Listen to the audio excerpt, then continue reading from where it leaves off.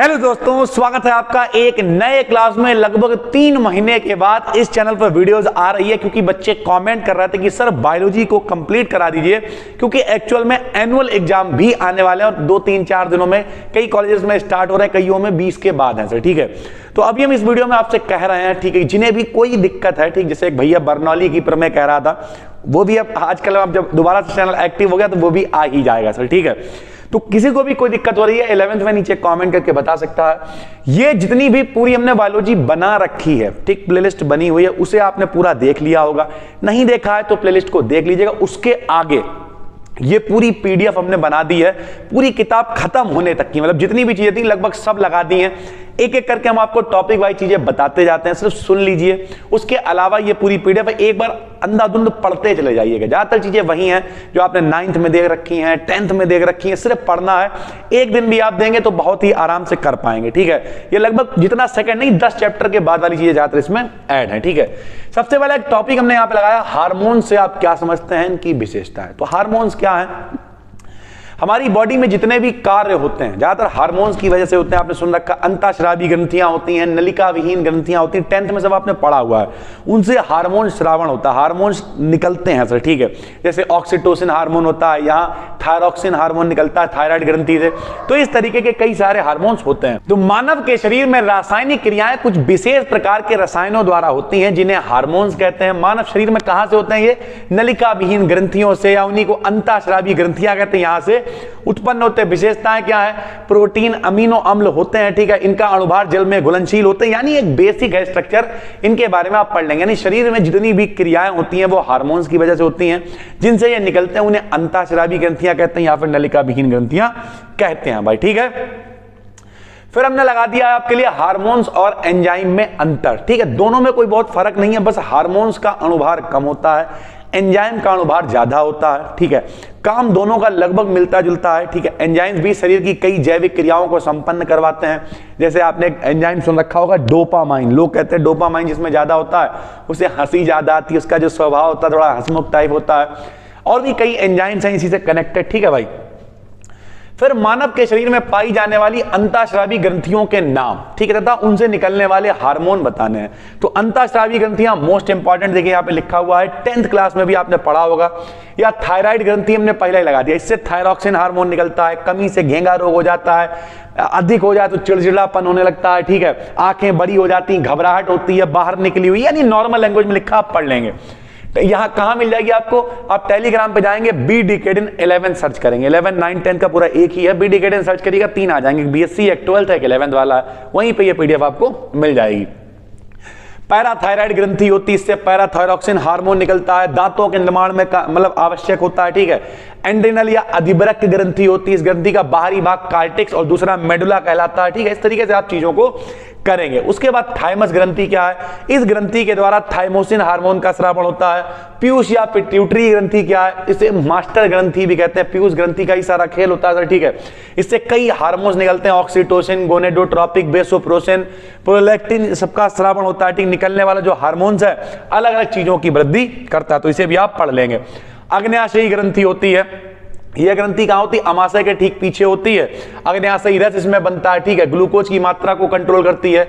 जितनी भी महिलाएं हैं यानी फीमेल्स हैं उनमें डिंब या अंडाशय ग्रंथि होती है। ठीक है, और जो मेल है, ठीक, मेल का मतलब पुरुष है, उनमें वृषण ग्रंथि होती है। ठीक है भाई, तो जितने भी लिंग मतलब लिंग संबंधित लक्षण है वो सब महिलाओं में डिंब या अंडाशय ग्रंथि से और पुरुषों में वृषण ग्रंथि से होता है। ठीक है भाई, प्रतिवर्ती क्रिया क्या होती है? भैया प्रतिवर्ती क्रिया कह लो, अनैक्षिक क्रिया कह लो। छेने को देखा, लाल टपक गई, कभी होता नहीं सके पूछ ले रहा धीरे से, छेने को देख के लाल टपक गई, सांप बैठा हुआ है देख के डर गए, घबरा गए, इस तरीके की जो चीजें हो रही हैं, तो ये सब क्या है? अनैक्षिक क्रिया, प्रतिवर्ती क्रिया है, इन्हें भी आप पढ़ लेंगे। ठीक है भाई, सोडियम पोटेशियम पंप क्या होता है? ये भी काफी इंपॉर्टेंट, ये एक एक्टिव प्रोसेस है जिससे एनर्जी कंज्यूम होती है। सोडियम पोटेशियम पंप में सोडियम लगातार सेल के अंदर और पोटेशियम लगातार बाहर की ओर पंप किया जाता है। इस तरीके का ये पंप होता है। ये कोशिका है, ये कोशिका भित्ति है यानी सेल मेम्ब्रेन है। ये इसके अंदर जो खाली जगह इंट्रा सेल्यूलर फ्लूइड, इसके अंदर कोशिका द्रव्य भरा होगा। बाहर की तरफ एक्स्ट्रा सेल्यूलर फ्लूइड होगा जिसमें क्लोरीन आयन होंगे, और ये पोटेशियम और सोडियम के जो है इस तरीके से लगातार इधर से उधर पंप किए जा रहे होंगे, इसे कहते हैं सोडियम पोटेशियम पंप। ठीक है भाई, उसके बाद रेखित, अरेखित और हृदय पेशी क्या होती हैं? तो रेखित पेशियां क्या होती हैं? लंबी बेलनाकार होती हैं। अरेखित क्या होती हैं? लंबी और त्रिकरूपी होती हैं।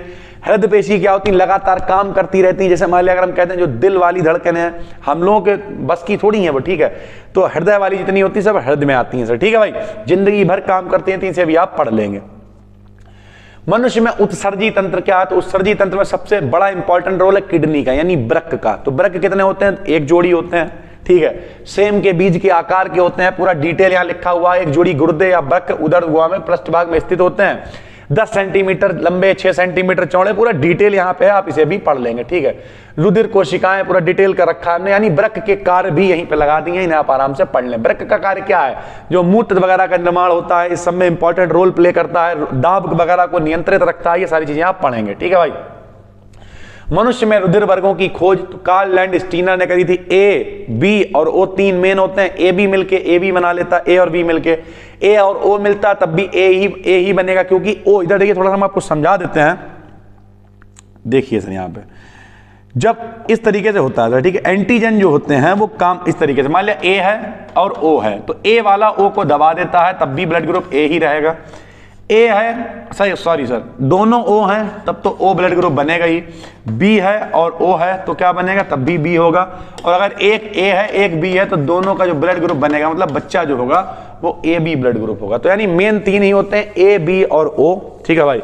लेकिन 5 कैसे बन जाते हैं? एक ए है एक बी है, ए बी दोनों कोई किसी को फर्क नहीं कर पाते हैं तो दोनों मिलके ए बी बना लेते हैं, और एक ओ है तो ए बी और ओ, ठीक है, 4 होगा भाई, ठीक।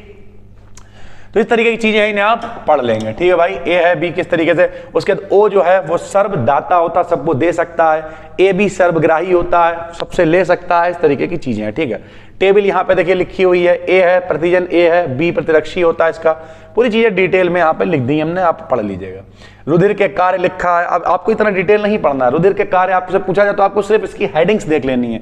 ऑक्सीजन का परिवहन करना होता है, पोषक पदार्थों का परिवहन होता है, उत्सर्जी पदार्थों का परिवहन होता है, शरीर के ताप का नियंत्रण, यानी इनके अंदर का नहीं पढ़ना है। रुधिर के कार्य पूछे जाएंगे तो सिर्फ इनकी हेडिंग, रोगों से बचाव, घाव का भरना, अन्य पदार्थों का परिवहन, समन्वय करना, ये सारी चीजें होंगी, ठीक है भाई। फिर हमने लगा दी है मानव हृदय की आंतरिक संरचना। आंतरिक संरचना आपने ये भी 10th क्लास में पढ़ रखी है, आंतरिक भी बाह्य भी, दोनों हमने यहाँ पे लगा दी है, ठीक है। तो सबको पता है 2 आलिंद होते हैं, 2 निलय होते हैं। हृदय का बेसिक काम क्या होता है? एक पंप की तरह काम करता है, अशुद्ध रुधिर यहाँ पहुंचता है और शुद्ध यहाँ से होके जाता है, तो आप इसे प्रॉपर पढ़ लें। देखिए हृदय में बायां आलिंद सबसे बड़ा होता है, बीच का भाग एक छोटा अंडाकार गड्ढा टाइप होता है, प्रॉपर डिटेल में लिखा हुआ है, इसे आप पढ़ लेंगे, ठीक भाई। ये हमने चित्र भी लगा दिया है ताकि आपको ढूंढना पड़े। ऑक्सीजन, ऑक्सीजन, एक में ऑक्सीजन चाहिए होता है, एक में नहीं चाहिए होता है, एक में जो है ग्लूकोज का ऑक्सीकरण हो जाता है, एक में नहीं होता है, प्रॉपर डिटेलिंग है, आराम से आप इसे पढ़ें। माइटोकॉन्ड्रिया के बारे में अलग से भी हमने वीडियोस बना रखी है, और यहाँ पे भी हमने लगा रखा। माइटोकॉन्ड्रिया क्या होता है? कोशिका का पावर हाउस होता है, ठीक है। यहाँ पर एटीपी के रूप में ऊर्जा बनती है, एडेनोसिन ट्राइफॉस्फेट, पूरा डिटेलिंग करा हुआ है, इसे आप पढ़ लेंगे, ठीक भाई। चित्र भी लगा हुआ। दोहरा परिसंचरण क्या होता है? एक बार हृदय से होकर खून जाता है फिर वापस आता है, तो 2 तरीके से परिसंचरण होना ना, तो इसे दोहरा परिसंचरण कहते हैं, पढ़ लेंगे आप। हृदय की बाह्य संरचना भी हमने लिख दी, मुट्ठी के आकार का होता है, जो बाहर का आवरण होता है उसे हृदयावरण कहते हैं, ठीक है। तो इस तरीके की चीजें हैं जिन्हें आप आराम से पढ़ लें। कार्यविधि इसकी लिखी हुई है, सिकुड़ता है, फैलता है, सिकुड़, देखिए यहाँ पे लिखा हुआ होगा, ये देखिए, ये देखिए हृदय, इसे क्या कहते हैं हम लोग? हृदय स्पंदन कहते हैं। लोग कहते हैं दिल धड़क रहा है। एक जो मनुष्य का हृदय एक बार में 72 से 75 बार धड़कता है भाई, ठीक है। फिर पौधों की वृद्धि वगैरह के लिए हार्मोन्स कौन से होते हैं? तो पौधे जितने भी उनमें हार्मोन, जैसे एथिलीन हार्मोन है, एथिलीन क्या करता है? फलों को पकाता है, ठीक है। इस तरीके से कई हार्मोन जिनका अपना अपना काम है। जैसे ऑक्सिन हार्मोन है, पौधे की लंबाई बताता है, ठीक है। जिब्रेलिन है, जिब्रेलिन का काम क्या होता है? सीड्स है, नई पत्तियों का निर्माण है, बीजों का निर्माण, इन सबका निर्माण करना होता है। कॉइनिक्स है, ठीक है, जटिल कार्बनिक यौगिक होते हैं, कोशिका विभाजन में सहायता करता है।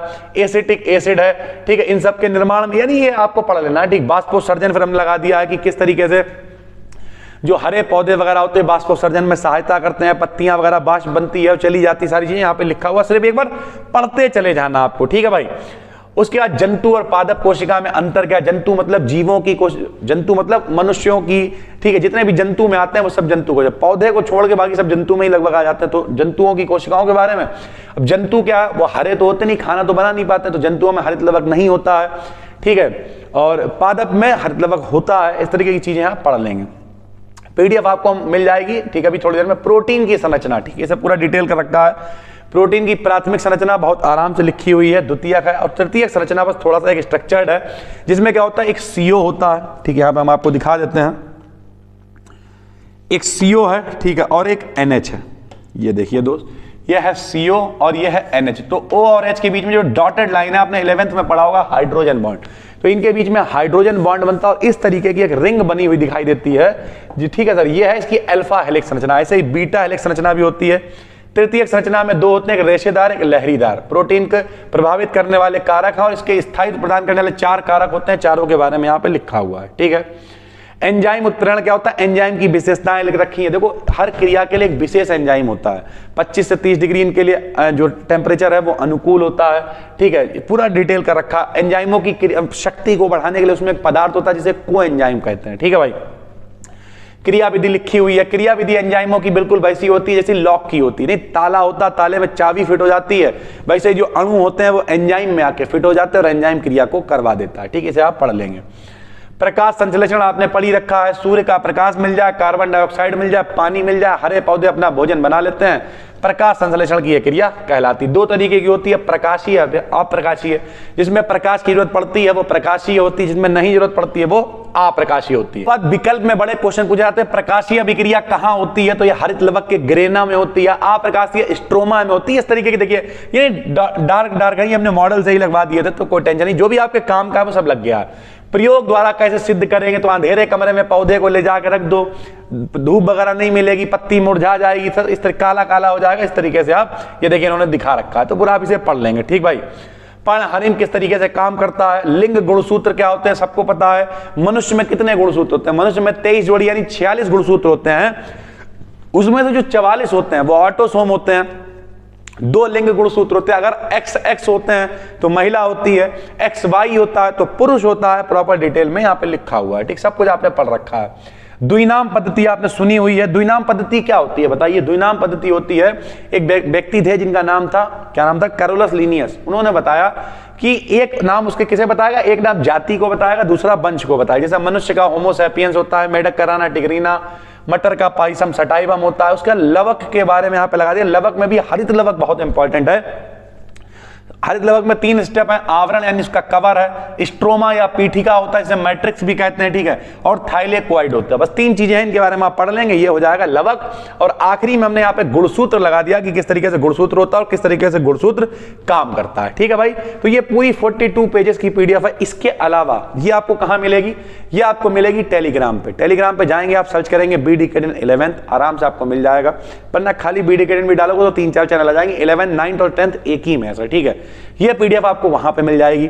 इसके अलावा पूरी एक प्लेलिस्ट यहां पे बनी हुई है इस चैनल पे, उस पूरी प्लेलिस्ट को आप देख डालें और ये पूरी पीडीएफ को फॉलो कर डालें। जब ये बच्चे काम कर लेंगे तो हम क्या करेंगे, किसी की पीडीएफ लेके कल परसों तक पूरे नोट्स एक बार में ही डलवा देंगे बायोलॉजी के, फिर आप प्रॉपर रिवीजन करें और जाके पेपर दे आए। इसके अलावा आप अगर मॉडल वगैरह आपने खरीदा है तो उसमें जो भी टिक वगैरह है इंपॉर्टेंट, ठीक है, इंपॉर्टेंट मतलब जो इंपॉर्टेंट मल्टीपल चॉइस होते हैं, विकल्प वाले, इस तरीके की चीजों को देख लें। बाकी तो लगभग जितने भी इंपॉर्टेंट टॉपिक्स हम लोगों ने टच कर ही लिए हैं। और एक बार मोटा मोटा मॉडल पेपर को भी पलट लें, आप देखेंगे लगभग सारी चीजें आपको आती होंगी। जो आपको थोड़ा सा लग रहा है इंपॉर्टेंट नहीं हो सकता उसे एक बार पढ़ लें, ठीक है, और जाके मस्त पेपर दे आगे। 11th में ज्यादा टेंशन ना लो यार, 12th की सारी चीजें हम पहले ही कंप्लीट करा चुके हैं, सब कुछ रेडी है, बस 11th आपको पास करके 12th में पहुंचना है, ठीक है सर। चलिए हम मिलते हैं आपसे एक और वीडियो में, तब तक के लिए धन्यवाद।